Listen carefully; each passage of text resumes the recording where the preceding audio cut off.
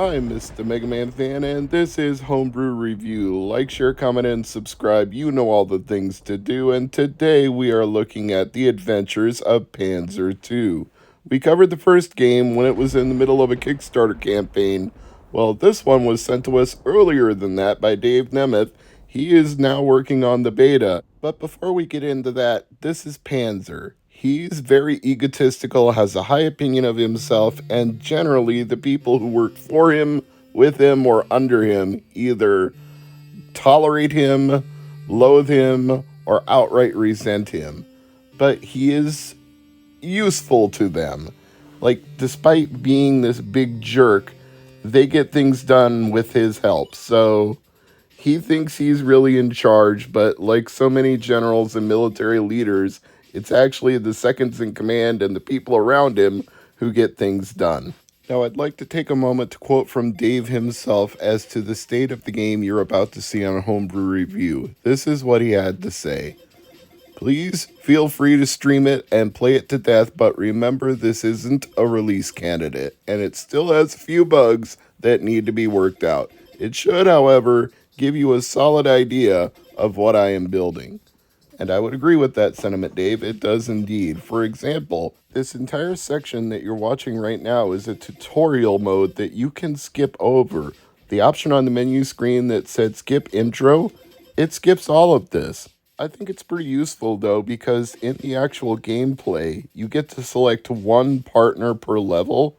So by playing this tutorial mode, you learn what all of your partner's abilities are and how to best use them, so you know which one you would want to pick as your partner when you play the actual levels themselves. Follow me so far? Good.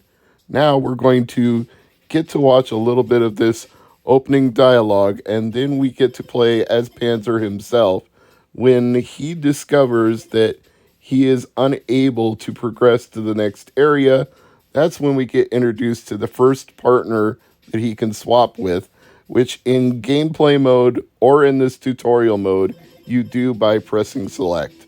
And speaking of tutorials, this monk at the beginning teaches you that by holding up and B, you can use some of your stored up magic points to restore your health. But once that runs out, you have to pick up little blue vials wherever you find them, either hanging in midair or when you kill enemies, and they restore your mana, your MP, whatever you'd like to describe it as. They're what allow you to cast magic to heal yourself. So you can replenish your hearts, but then you run out of ability to do that until you replenish the magic that you replenish your hearts with. Again, you follow me here? I hope so, because I think that makes sense, but maybe it makes more sense watching it in actual gameplay. It's very side-scrolling Legend of Zelda 2-esque in that way, which I consider to be a very good thing, although I know that back in the day when the second Zelda game came out, many people were confused that it wasn't a top-down explore the dungeon, explore the overworld game. And those people can kick rocks as far as I'm concerned, because Zelda 2 still remains one of my favorite games of all time, which is why I don't think comparing Panzer 2 to Zelda 2 is really a bad thing. Now, here is the first time we find out we need a character partner with special abilities, and that's Kankaro. Panzer can't wall climb, but Kankaro can, so you swap to this partner, and then you can hit the jump button repeatedly to move up the wall, but it's not as simple as it sounds, because you don't really cling to the wall. You slide back down rather quickly. Gravity has a strong hold on you, so you really gotta mash that jump button, or else you're not clearing whatever wall you're trying to get over. You know, that's just a game design decision. I'm not criticizing Dave or any of his team. I'm just telling you what you need to know, provided, of course, he doesn't change that later on, since this is a beta.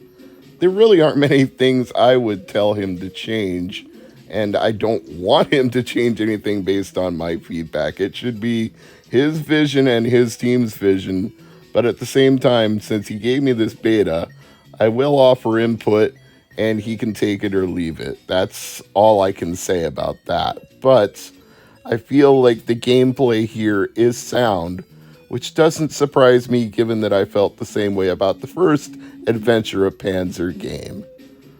It should be noted, this is also based on a long-running Panzer series that he had done long before he got involved in coding an NES game, using NES Maker, getting a team of people to help him work on a game.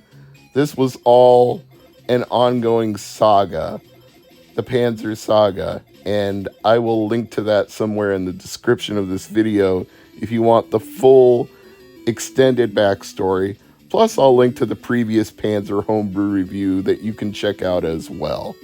So you've got Kenkaro, who can climb walls, and then you've got Blarg, who can take abuse. That's not meaning that Blarg is a tank character. That means literally Blarg takes abuse from Panzer whenever Panzer feels like mouthing off to somebody and blaming his problems on somebody else. Blarg is the one who suffers the most. Then you've got Bespetto, who I would call the Mad Bomber.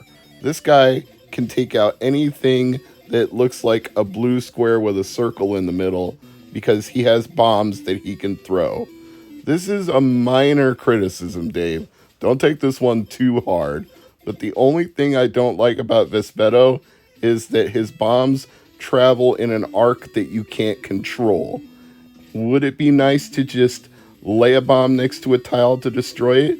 Yes. Would it be nice to be able to hold the button to adjust the arc of your throw? Yes. I'm not saying you need to do either of those things. Players can adjust. They can learn to control Bespetto the way you've designed him. I did in time, and other people will too. It's just things that I thought of while I was playing as Bespetto in this tutorial. After that, we get to meet a mage who has a deep, abiding hatred for Panzer, Azriaz, and her ability is to freeze anything liquid into a solid state. Now, you may have already guessed what this ability is useful for. You can create platforms to jump over areas that are otherwise impassable. As you can see, I just froze the waterfall there and used that platform to jump from one side to the other. Her blasts also take out enemies, so she's useful in that respect too. And if I didn't mention it, Kenkaro can shoot up to 3 arrows at a time, but then he has to pause and reload his quiver. So you can use him for long-ranged attacks and not just wall jumping. So Kenkaro might actually be the most useful partner character, but it's a little too early in the development of this game to say that for certain. And there may be levels where you need Azriaz or Bespetto way more than you need either of those two. So, like for example, Rivendar, or perhaps it's Rivendare because the spelling seems to change in this cutscene, but either way, this is an ice level where the floor tiles are slippery and your momentum will carry you forward whether you want it to or not. And once again, I would say this is not a criticism, that's a design choice. I accept it. We've all played many an NES game with a slippery level. You can't get away from it in game design. It's going to come up somewhere. Even Sonic games have levels where he's walking around on oil and slipping and sliding and hard to control. So it's not a bad thing. It's just a thing that is something game designers can choose to use or not use, and you learn to adjust your play style to that decision. But when it also involves things that hang down from the ceiling that hurt you if you hit them, slippery tiles become a whole nother kettle of fish.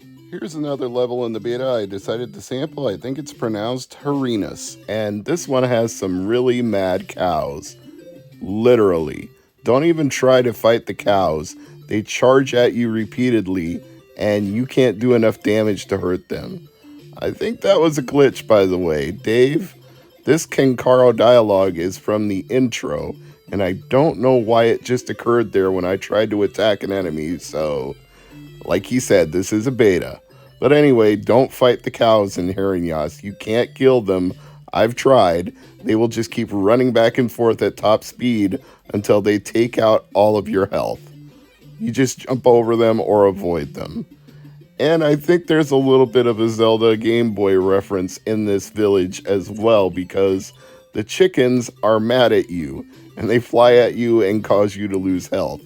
And their pattern is somewhat unpredictable, so it's hard to jump and hit them at the right time. At least these pigs are somewhat predictable. They only move a few tiles at a time and they move back and forth very slowly, so the pigs are easy to handle, the cows are impossible, the chickens are somewhere in the middle.